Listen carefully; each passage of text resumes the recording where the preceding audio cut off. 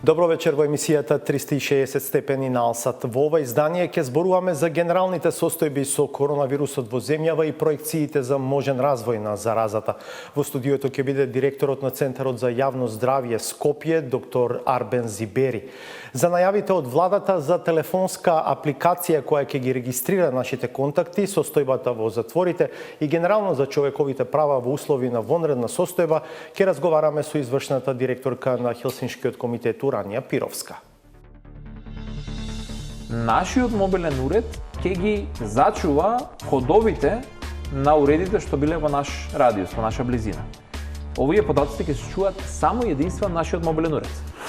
Во моментот кога слушнав за апликацијата, виднаш ми се уклучи алармот за можен ризик од прекршување на човековите права. Меѓутоа, секако, оставив простор да слушнам подобро за што станува збор.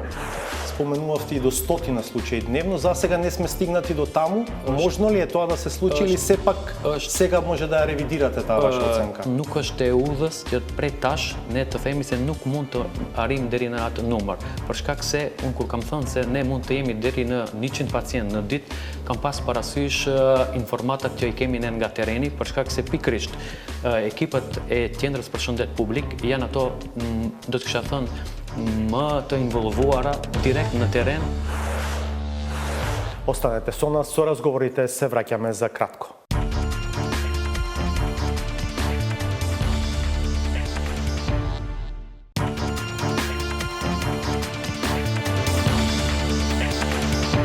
Гледате 360 степени. Владата најавува воведување телефонска апликација која ќе ги регистрира физичките контакти на оние што ќе активираат за епидемиолозите да можат полесно да ги лоцираат луѓето со кои бил во контакт во случај да се покаже дека корисникот на апликацијата е позитивен на коронавирусот.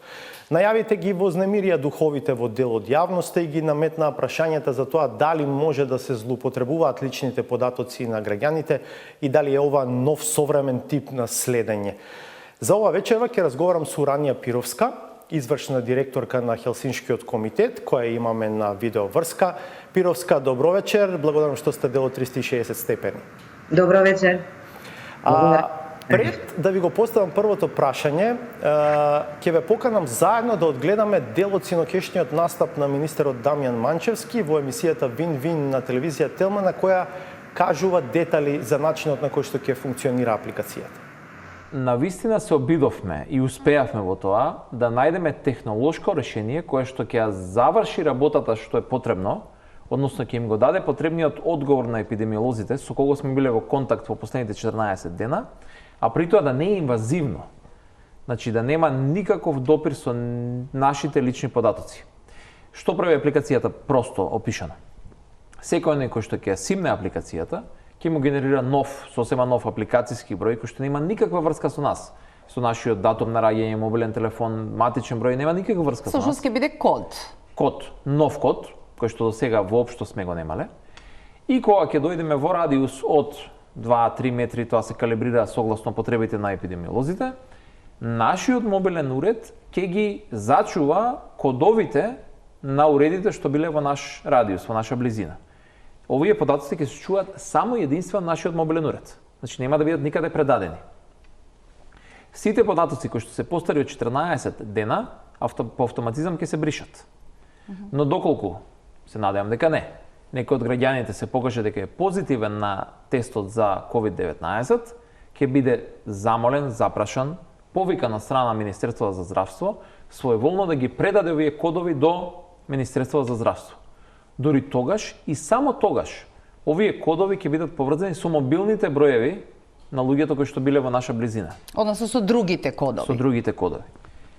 Целта е Министерството за здравство, епидемиолозите можат и да ги информираат овие граѓани, но и да им дадат соодветни насоки. Кој треба да оди во самоизолација, треба, не треба, во зависност од и должината, односно време траењето на физичкиот контакт. Но генерално овие правила ги одредуваат епидемиолозите и здравствените работници. Нашата работа е ова. Што е битно за граѓаните? Не се користи никаков личен податок, апсолутно никаков личен податок, и апсолутно можеме да бидеме сигурни дека нема геолокација. Ние ни беа понудени голем број на решенија кои што значат геолокација, односно следење на движењето на граѓаните. Денешната технологија го возможува тоа. Многу е лесно, дури полесно од ова. Може било кој да го направи. Но ние се решивме за нешто вакво, што прво значи заштита на приватноста, заштита на личните права и слободи на граѓаните, нема злоупотреба на лични податоци, а сепак ја заврши работата што ни е потребно. Го слушнавме министерот Манчевски. На видеоврска, знаете, имаме Уранија Пировска, извршна директорка на Хелсиншкиот комитет. Пировска, според вас има ли простор за загриженост? Предпоставувам како некој кој што е високо сензибилизиран на тема човекови права, условниот рефлекс секогаш ви вели стоп, кочи. Апсолутно да, во моментот кога слушнав за апликацијата, виднаш ми се уклучи алармот за можен ризик од прекршување на човековите права. Меѓутоа, секако, оставив простор да слушнам подобро за што станува збор. И морам да кажам дека тука постојат три моменти кои што се за мене охрабрувачки. Прво е тоа што апликацијата е на доброволна основа, значи само граѓаните кои што сакаат ќе можат да симнат и да влезат во тој некој си систем и во тој некој концепт на собирање на податоци. Вториот момент е во тоа што нема да биде следена геолокацијата и трето и многу важен момент според мене е тоа што ќе има една независна ревизија на ова техничко решение. Морам да кажам дека она на што постојано се апелира од страна на сите меѓународни организации кои што се свесни дека ќе се бараат вакви технички решенија заради спречување на заразата, укажуваат постојано на моментот дека мора да се води сметка за заштита на личните податоци. Фактот дека Манчевски тврди дека апликацијата нема да работи со лични податоци. Тоа е тоа што го кажувам, да, тоа е тоа што исто така е охрабрувачки, бидејќи ќе се добие само некој код и фактот дека само во телефонскиот уред на граѓанинот кој што ја симнал апликацијата ќе бидат задржани податоците за броевите, односно луѓето со кои што стапиле во контакт и од она што видов со тие податоци фактички ќе оперира серверот на инфектолозите. Значи оваа апликација нема за цел да не спаси од заразата, меѓутоа да ги спаси од ризик оние кои што дошле во допир со лице кои што заразено од коронавирусот.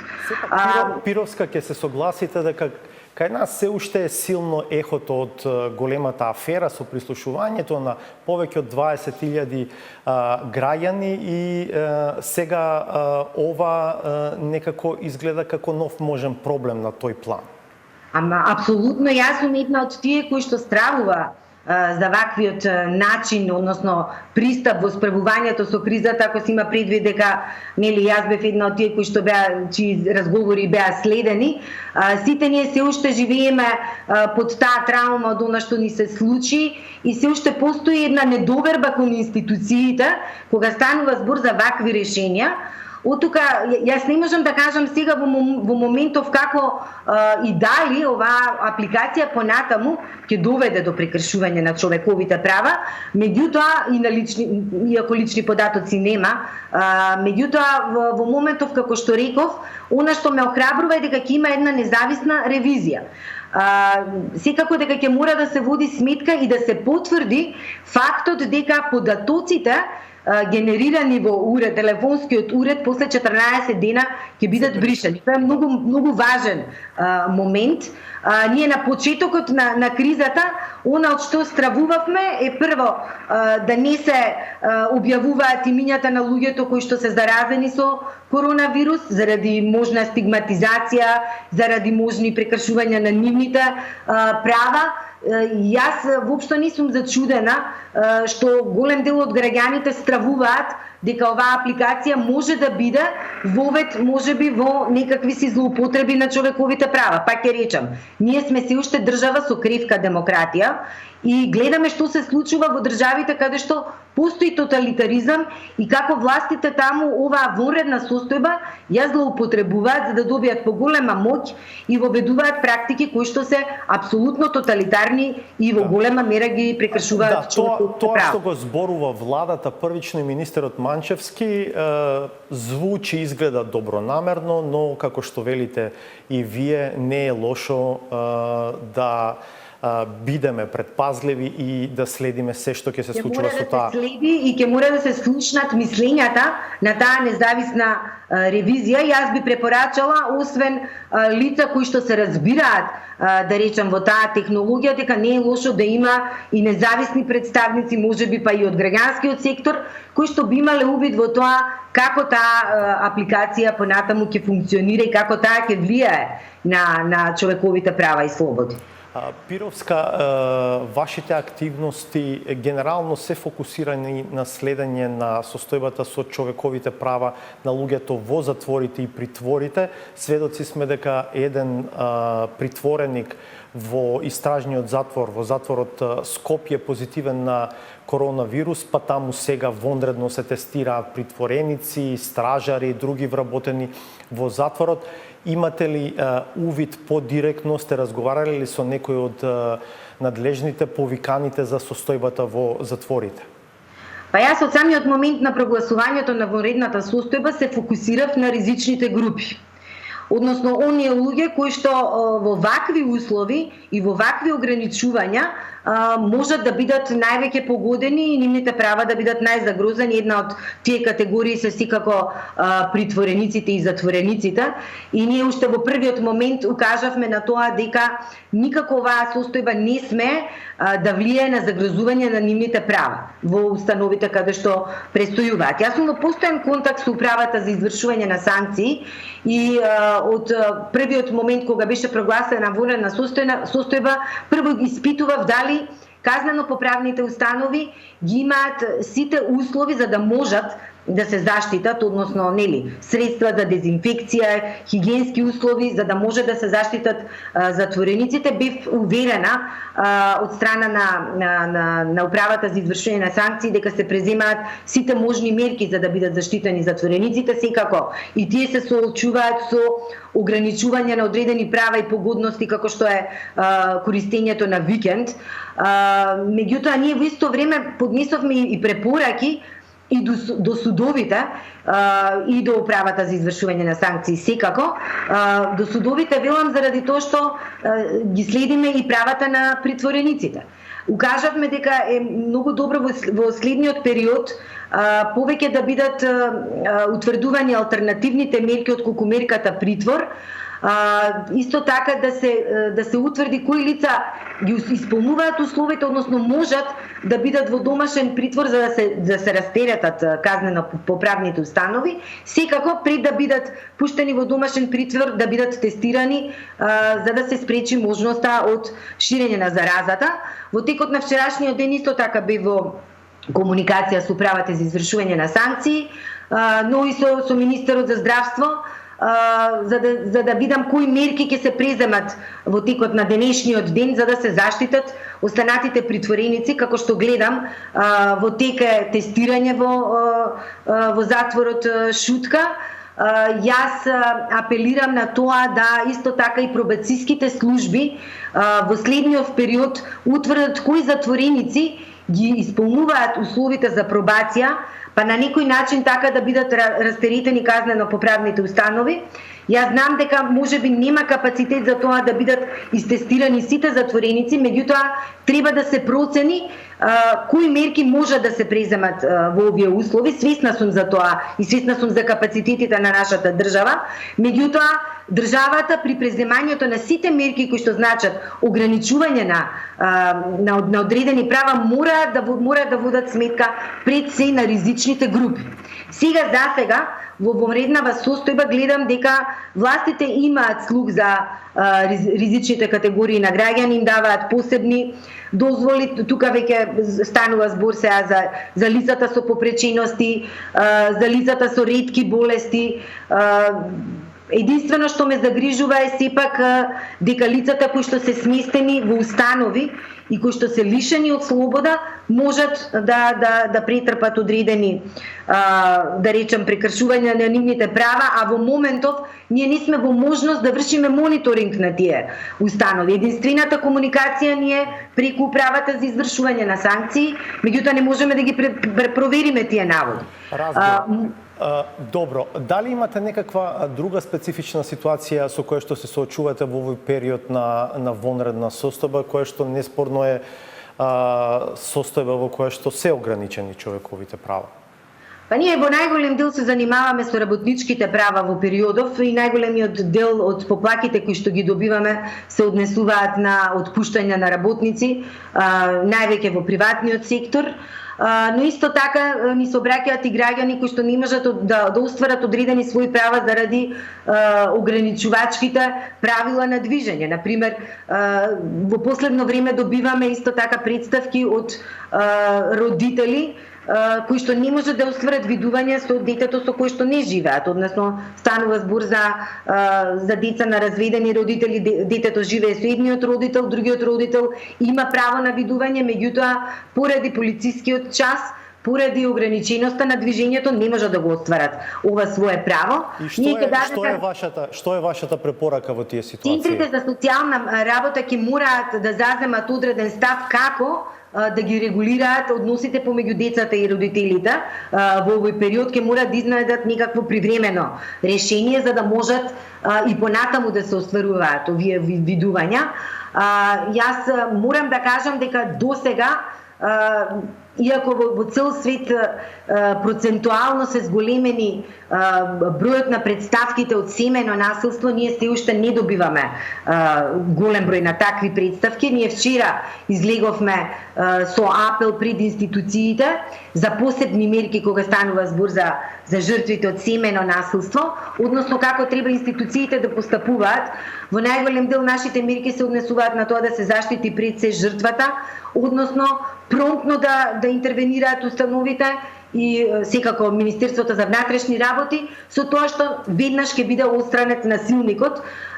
Морам да кажам и морам да апелирам дека во вакви услови навистина некои луѓе фактот дека се дома за нив представува најголема казна. И тоа највеќе станува збор за луѓето кои што се во најголем процент жените кои што се жртви на семејно насилство. Добро, Пировска, благодарам што бевте дел од 360 степени. Молам, благодарам на поканата.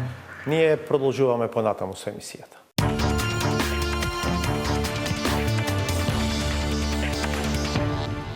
Арбен Зибери, директор на Центарот за јавно здравје во Скопје, е наш гостин вечерва. Добро вечер, доктор Зибери, благодарам што сте дел од 360 степени. Faleminderit edhe juve për ftesën, mirëmbrëma për të gjithë. 48 нови случаи, тоа е статистиката за претходните 24 часа. Ако се видат бројките од претходните денови, може да констатираме дека продолжува една релативно мирна линија на регистрирање на нови случаи, нема битно зголемување.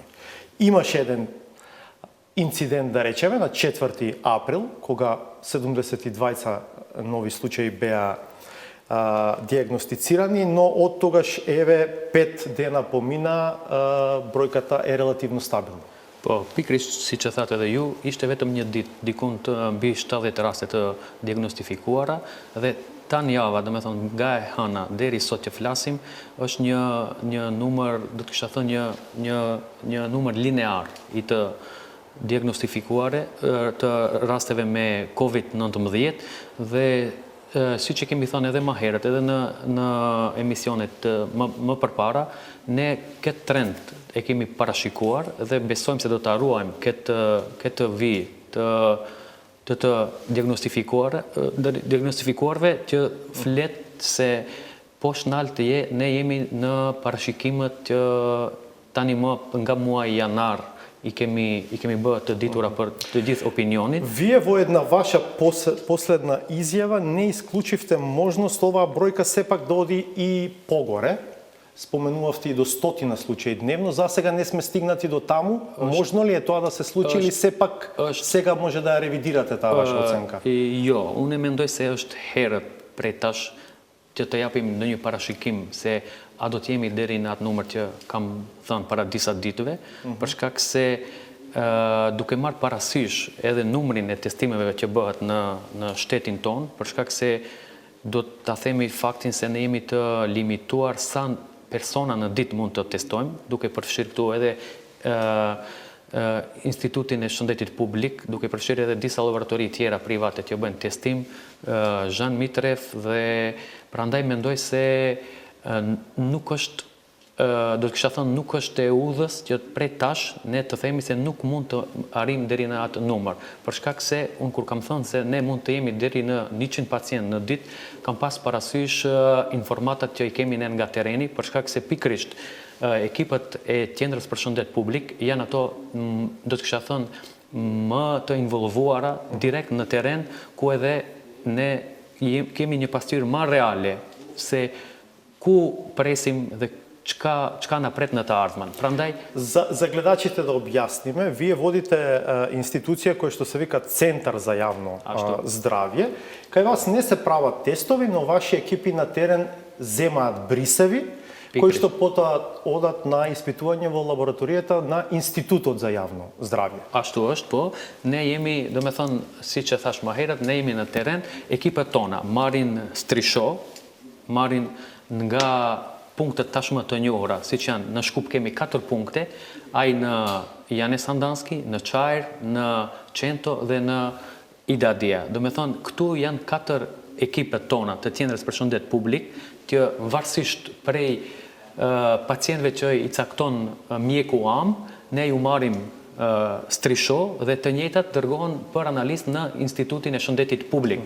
Po jo vetëm atë, ne kemi edhe ekipe mobile, të cilët në rast nevoje shkojnë edhe në për shtëpit e personave ose në atje ku e shohim të udhës se nuk ka kohë të pritet nëpërmjet terminit, nëpërmjet mjekëve am dhe ne intervenojmë me ekipet mobile. Kështu që ne kemi pasqyrë të situatës, do të kisha thënë, më reale, për shkak se ekipet tona kanë qenë të kyçura që nga fillimi, nëse ju kujtohet, duke menaxhuar aeroportin e Shkupit dhe deri më sot që flasim ku i menaxhojmë të gjithë punktet në qytetin e Shkupit. И тоа што како одек го добивате од теренот, ви вели дека сепак треба да бидеме предпазливи, се уште и да не носиме предвремени заклучоци. Pikërisht për atë unë e them se është ende herët, askush nuk mund prej tani të predikon se si do të zhvillohet situata. Ne dëshirojmë të gjithë të jemi në këto numra dhe mundohemi që ta ruajmë shëndetin publik duke dhënë këshilla, duke bërë apel të qytetarët që t'i respektojnë masat e marrura nga qeveria, pikërisht që ne të i ruajmë këto shifra, të kemi një vijë lineare që mos të ngarkojmë sistemin shëndetësor. Гледаме денеска дека во изминатите 24 часа се направени рекордни 496 тестирања. Во претходниот период беше главно некаде околу 400 на дневно ниво, сега некаде околу 100 повеќе, но бројот на заразени е тука некаде. Kjo është një dhënë shumë e mirë dhe është për tu përshëndetur, për shkak se ne, do me thënë, edhe me shtimin e testimeve, dikun për më shumë se 100 testime kemi më shumë sot që flasim, dhe numri i të infektuarve është pothuajse i njëjtë. Sot kemi 48 persona të cilët janë të infektuar. Numri mesatar i testimeve deri tani, unë do të kisha thënë se është dikun 400 testime në ditë, përveç vikendeve. Në vikend kemi një numër më të vogël të testimeve për shkak se instituti punon me kapacitet më të zvogluar dhe laboratoritë private që bëjnë testim këtu, ato ditave të vikendit janë, do me thënë, nuk punojnë. Зошто во вашата институција во центарот не се прават тестовите? Вие ги земате брисевите и ги носите во институтот? Po, ashtu është, ja prej këtu shfrytëzoj rastin të informoj të gjithë opinionin se kjo pyetje është shtruar disa herë edhe nga kolegët tuaj dhe shfrytëzoj rastin të njoftoj se edhe ne, si qendër për shëndet publik, për shkak se është një analizë komplekse, do të kisha thënë, duhet edhe kuadër për këtë punë, mirë po duhet edhe infrastrukturë. Dhe ne, në bashkëpunim me Ministrinë e Shëndetësisë, kemi tërhekur një pajisje prej klinikës infektive dhe për momentin është duke u instaluar në qendrën për shëndet publik dhe shumë shpejt, unë mendoj se prej javës së ardhshme ne do të fillojmë me testim edhe në qendrën për shëndet publik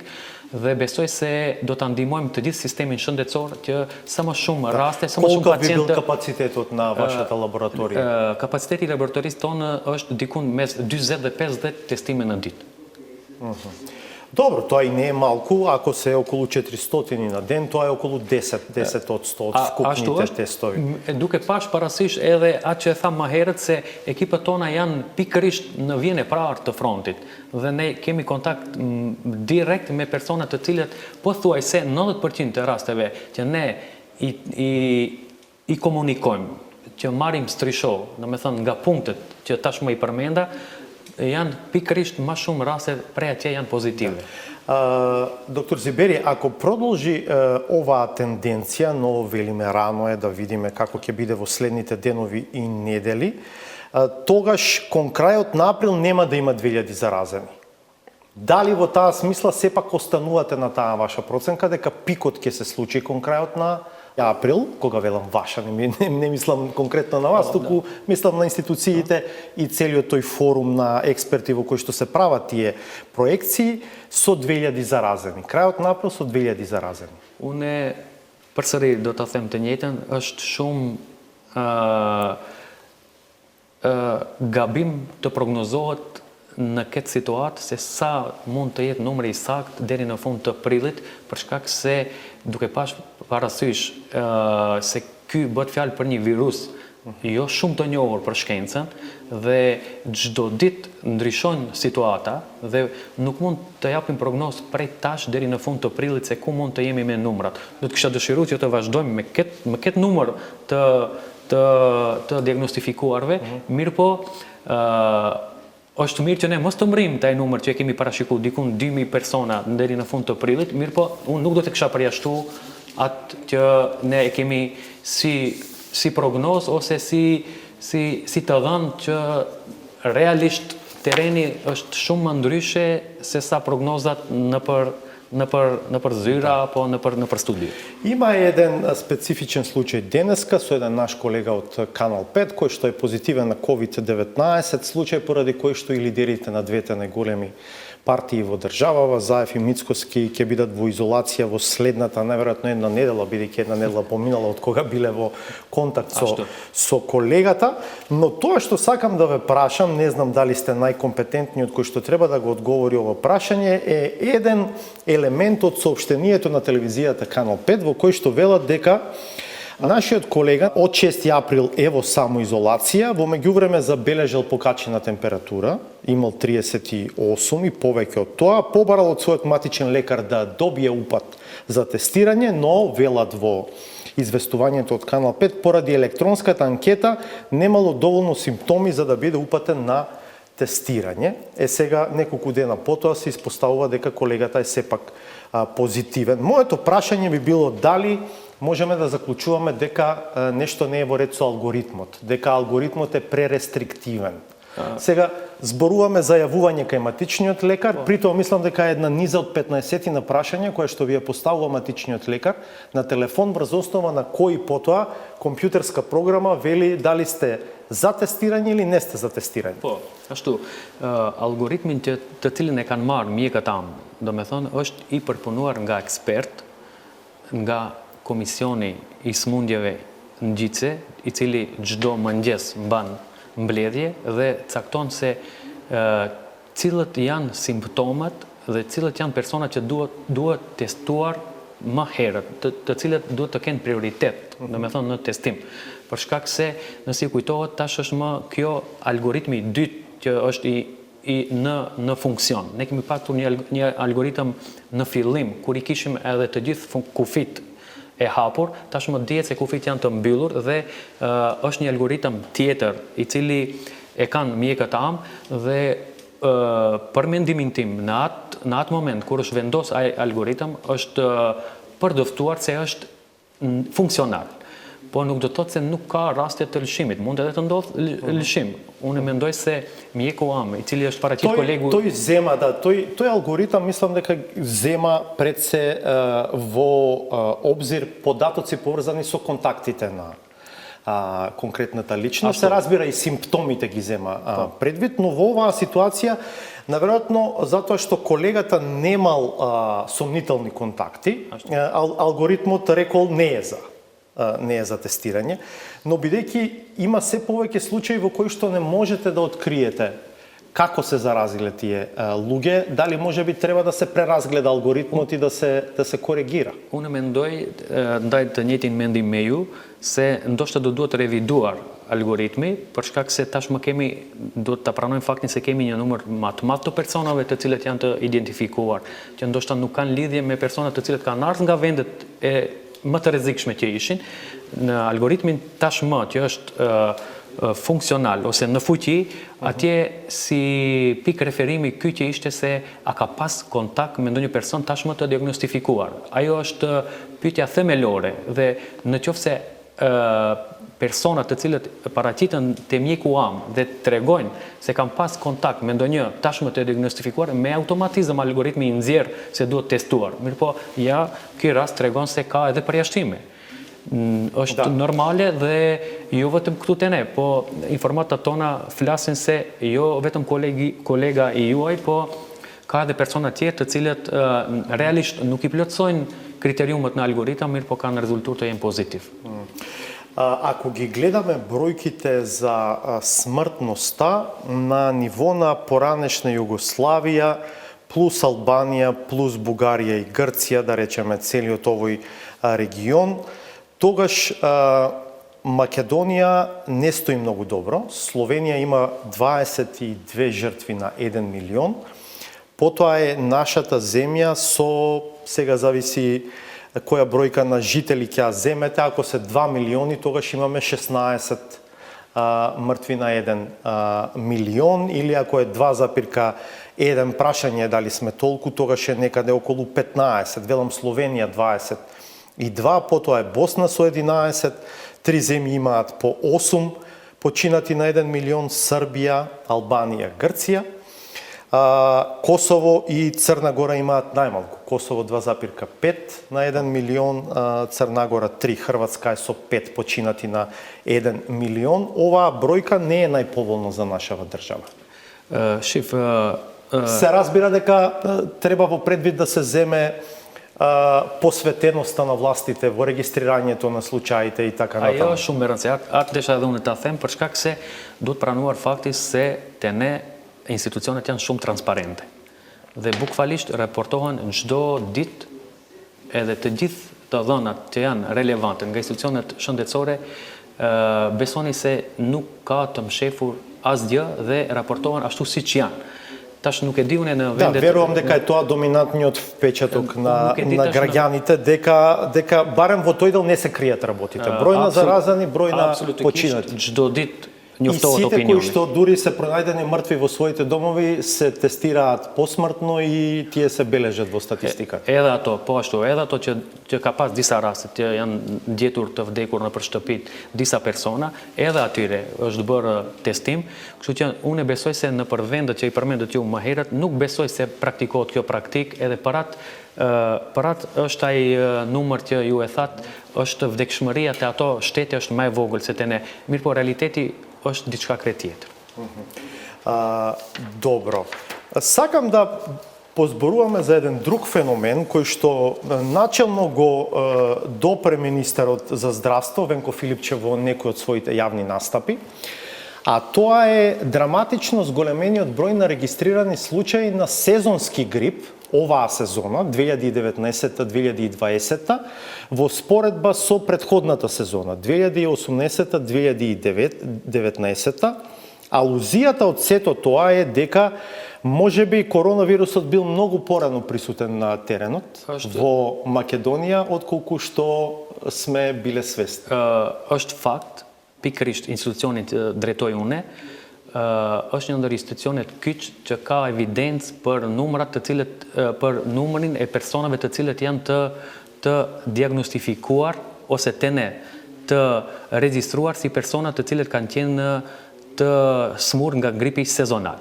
Dhe ne me kolegët tonë në Qendrën e Shëndetit Publik kemi bërë disa analiza dhe atë çka edhe e ka deklaruar Ministri i Shëndetësisë, besoj se të njëjtin mendim ndajmë edhe ne, për shkak se është një dallim shumë i madh në krahasim me vitet e kaluara, sa është rritur numri i personave të cilët kanë qenë të trajtuar si grip sezonal dhe mundet, unë ndaj mendimin tim personal, se ne nëse ju kujtohet, rasti i parë i cili është diagnostifikuar me koronavirus tu në Maqedoni ka qenë në fund të muajit shkurt. Një grua e cila erdhi nga Italia, mirë po nuk do të thotë dhe nuk e përjashtoj mundësinë se ne të kishim pasur persona të smur nga COVID-19 edhe para kësaj periudhe, domethënë para fundit të shkurtit. Dhe është shumë e mundshme, po analizat në të ardhmen, edhe analizat shkencore, edhe të gjithë më të thirrurit të institucioneve shëndetësore, besoj se në të kaluar të afërm do dalin me analizë dhe me shifra të sakta dhe do ta shohim se a është e vërtet kjo që ne faktikisht koronavirusin e kemi pasur këtu edhe nga muaji dhjetor ose janar. Kështu që atë ngelte në të ardhmen ne ta analizojmë. За некаде околу 60 насто има повеќе регистрирани случаи на сезонски груп оваа сезона колку претходната. Që nuk është natyrale ajo punë, do me thonë, ai numër flet se dyshimet që ne kemi pasur virusin edhe para rastit të parë, është se tashmë rastit X, po thash, ajo do analizohet në të ardhmen dhe unë mendoj se... Се чуваат ли примероци брисеви од овие случаи на грип или не? Ka një mundësi, do me thonë, ekziston mundësia që edhe ato të cilët janë diagnostifikuar si grip sezonal të analizohen dhe t'u merret material dhe do të shihet saktë se a ka kalu korona, mendoj, a ka qenë infektuar me koronavirus apo me grip sezonal. Është mundësia për të диагностифikuar, екзистон. Добро, сега приоритетите се други, се разбира дека сите капацитети треба да бидат насочени кон коронавирусот.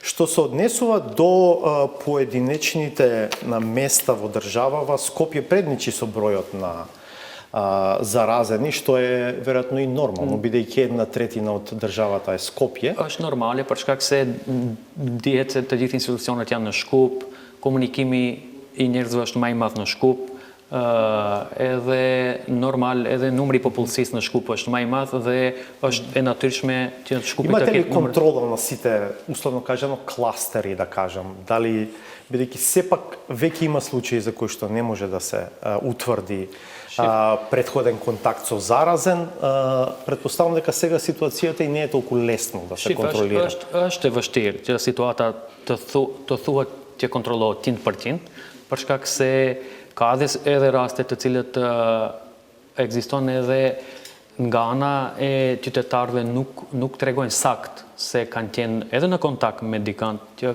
kanë ardhur prej vendeve të rrezikuara, nuk paraqiten realisht simptomat të cilët edhe i kanë dhe mirë po unë mendoj se në Qendra e Shëndetit Publik realisht mbulon shumë në mënyrë efikase deri tash, për shkak se kemi bërë edhe shtimin e ekipeve. Ekipet tona tashmë janë 12 ekipe, të cilët nga 6 normale që jemi në një kohë normale, tash kemi 12 ekipe që operojnë në qytetin e Shkupit dhe mu mendoj se poshtë nalte kemi situatën për Shkup flas nën kontroll. Дали треба да загрижува состојбата во Куманово, јас би рекол и во Струга, бидејќи се чини дека во Дебар со прогласувањето кризна состојба ситуацијата се стави под контрола, но сега Куманово и Струга некако се издвојуваат како жаришта. Po, ashtu, tash më problematike realisht në paraqiten Struga dhe Kumanova dhe mendoj se duke pash parasysh edhe çka e thatë ju për Dibrën, u tregua shumë e vërtet dhe sakt se masat e ndërmarra kanë rezultate.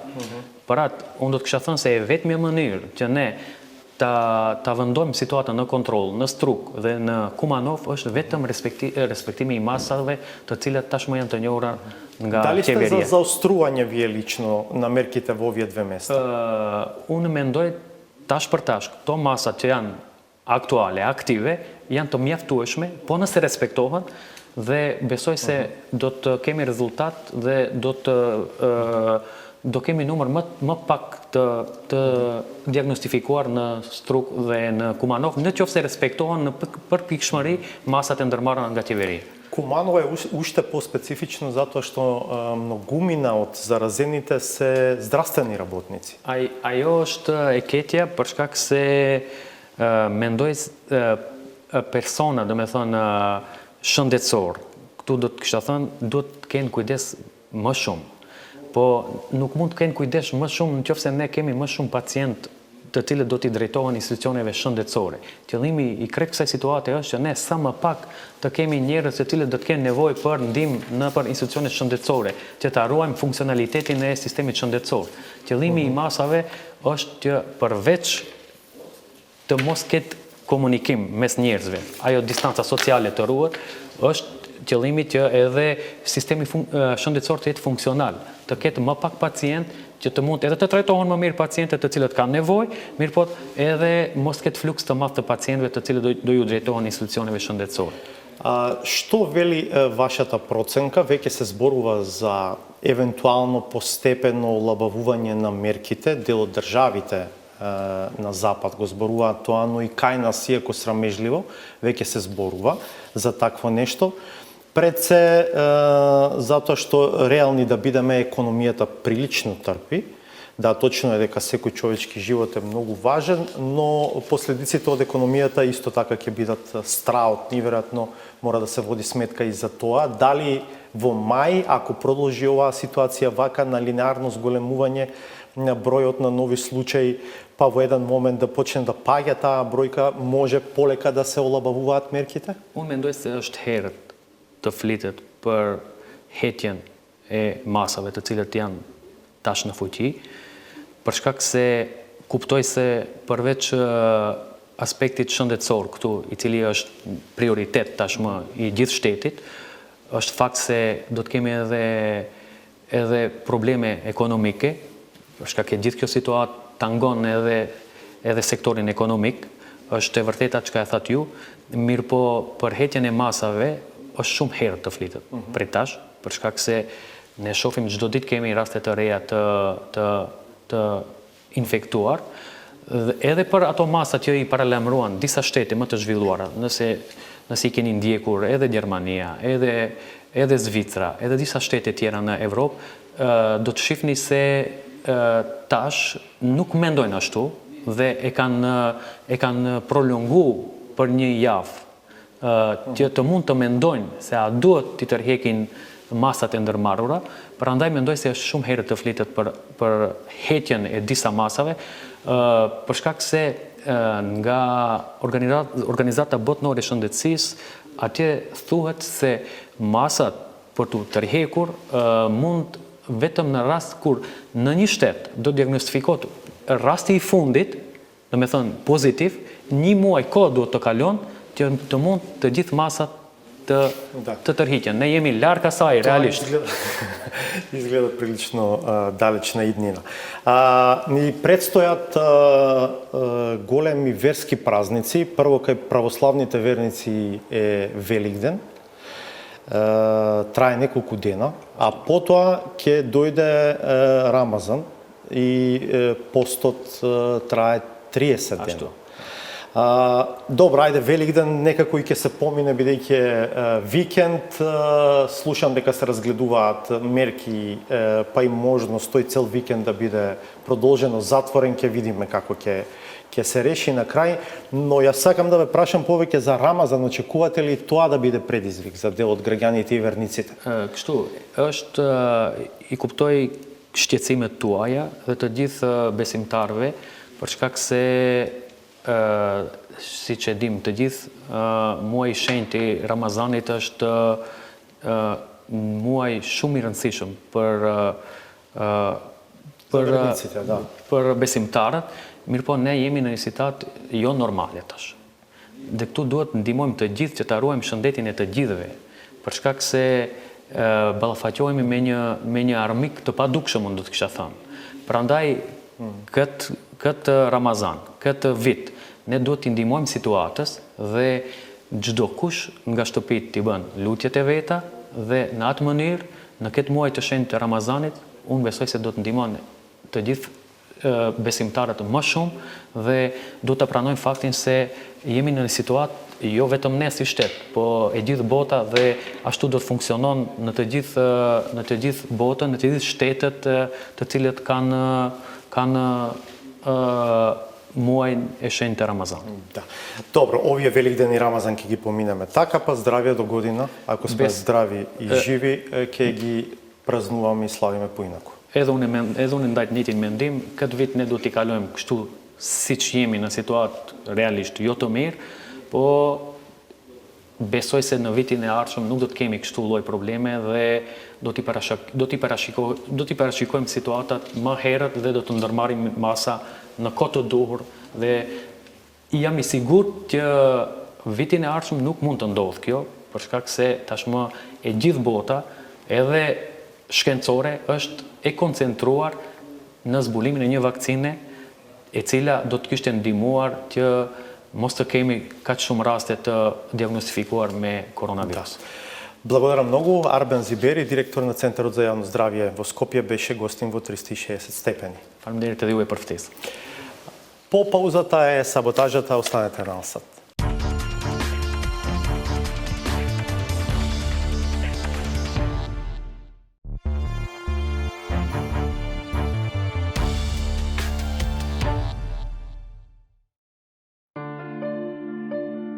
Комунистичкиот приод на десницата која сугерира кризни економски решенија својствени за тоталитаризмот преку чепкање во приватните пензиски фондови е неприфатлив дури и за природните наследници на тој режим.